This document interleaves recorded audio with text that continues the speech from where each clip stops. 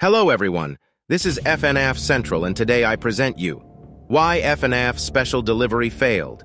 Here I will give many reasons and supporting factors as to why I believe these. This video is entirely my opinion, so if you have any other thoughts or disagree with my opinion, let me know in the comments nicely. My channel has no tolerance for any type of rude behavior. That goes with racism, sexism, homophobia, and many more. Keep it nice and friendly and enjoy the video.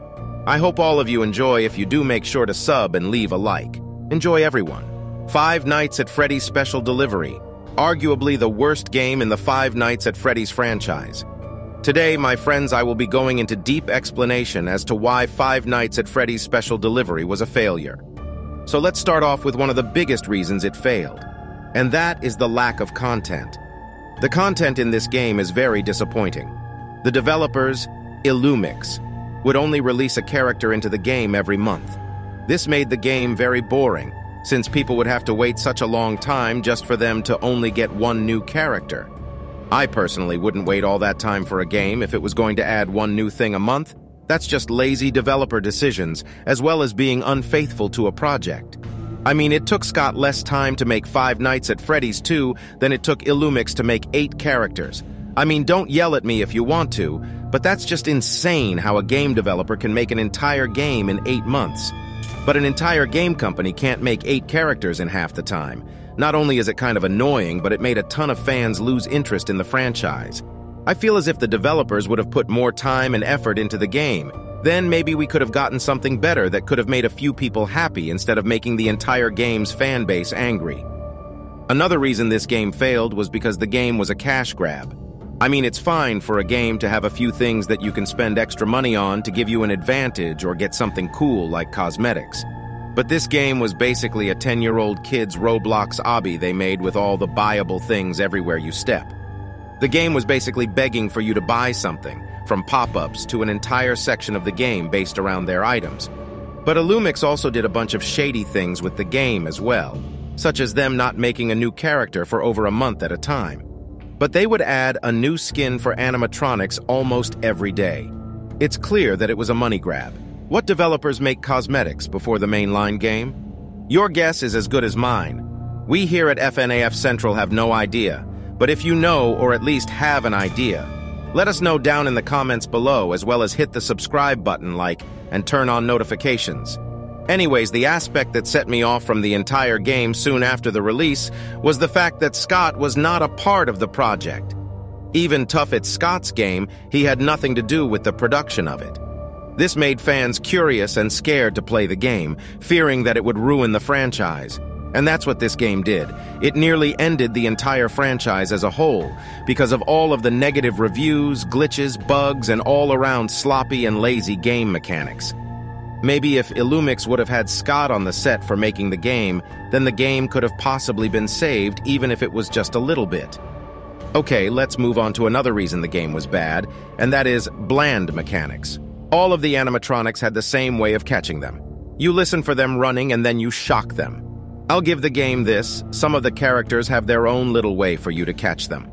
For example, Springtrap, Ballora, and the toy animatronics.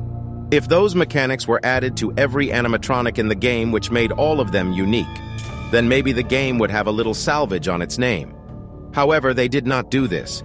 Instead, they stuck with the boring parts and didn't make an effort to change it whatsoever. Once again, Scott has always been super good at making a game with little potential into a game that has a lot of potential and will go places where nobody ever would think of before, which is what he did with Five Nights at Freddy's. Also, I must mention that the Foxy encounter in this game is beyond dumb. He's so fast, and you have almost no time at all to find him. Okay, we are almost to the end. Here is another aspect of the game that ruined it for some people. This was the Remnant role. Why was this in the game? And why is Shadow Bonnie here?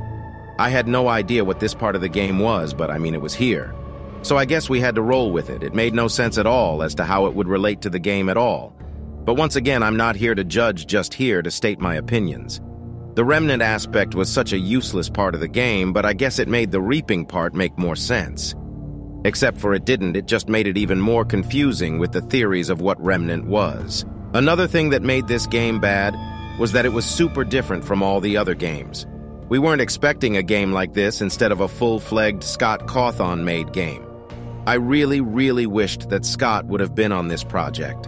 It would have made the game so much better and feel like an actual Five Nights at Freddy's game. Although this game was bad, it did have its good moments as well. One of them is that the game was released near COVID. Since this was the case, many people had free time on their hands to play this all the time, which is why the game used the pandemic to their advantage too. Make money, but importing so many customizable options and bundles that costed an insane price. I never usually buy in-game items because I felt like it's a waste of money, and you'll never be able to spend it on something you actually want. The game's prices they asked for to purchase some of the things in the game were completely absurd. It would cost $5 to $10 just for a single-use item. That's how much people with a minimum wage job make an hour on regular. Update frequency is the next topic on our list. This game was almost never updated, unless it was the day a new animatronic came. Nothing else would be released other than money grab skins. This made the game very stale, and was actually the reason I deleted it off of the store and never played again. If they would have put just a tiny bit of effort into the updates, then I wouldn't be making this vid fail right now, but they made no effort at all. So here I am presenting this video to all of you. I wish Illumix would have given us at least a new ability or function every week, but no. We would been in the dark for so long, most people forgot about the game's existence sometimes. This is one of the reasons I stopped paying personally. I never liked games that were never updates because it leaves a stale taste in the game since nothing ever changes, it's just the same connect over and over again. Rinse and repeat, always the same. Listen everyone, this game isn't the best and it has many, many flaws, but it also has some good aspects to it as well. Do not flame me in the comments for making this video because this is just personally what I think and it doesn't have to be what you all think. We have been getting many comments lately full of hatred, and this channel has no tolerance for bullying / scamming / racism / and homophobia anywhere and at any time. Love people no matter who or what they are. That's just the best way to live life. I have no idea. You tell me. Which leads us to my next point, and that is inconsistency. This game was ridiculously inconsistent. One day we would get an announcement that we got a new character, and then the next 3 weeks would be silent. We would hear nothing from the developers. They were inconsistent with adding new content as well as not being there for the fans. I mean, I remember emailing them because I got a Foxy suit and it never showed up in my inventory. This was back in 2019, December 8th. I didn't get a reply back until 2020, October 12th. It almost took them an entire year to respond to me. Not only did that hurt my feelings, but it validates my point on how they are so inconsistent with the fans and the game. Alright, moving on to our final reason, and that will be bugs. This game had so many bugs I couldn't believe it myself. This game had more bugs than an alpha game made by a preschooler. Anyways, the bugs in this game weren't just minor ones, but they could cost you hours of progress or even sometimes your own money. There were hundreds of complaints of the fans that they lost up to $100 because purchases were not going through to their accounts. So now they were down $100 and didn't get what they paid for. This made many people leave the game and even the franchise as a whole. I mean, I don't blame them. If a game stole $100 from me and I never got what I paid for, I'd be mad too. Another huge bug that happened was when you would send animatronics to go get your friends and scare them. Half the time, it never worked. The entire mechanic was botched, so people usually never used it. People would also lose their rewards. This happened with me with a Foxy CPU and the suit, and as well as the email. But many people stopped playing the game because they would never get their rewards. So they thought, what was the point of playing a game you couldn't get anything from besides wasting your life playing a bad game when there are many better ones to choose from? In retrospect, FNAF Special Delivery was by far the worst FNAF game ever uploaded on the game's franchise. Thank you all so much for watching. If you want more FNAF content, let me know down in the comments. Make sure to subscribe and turn on notifications. I'll see you all later. Have a great day. Peace.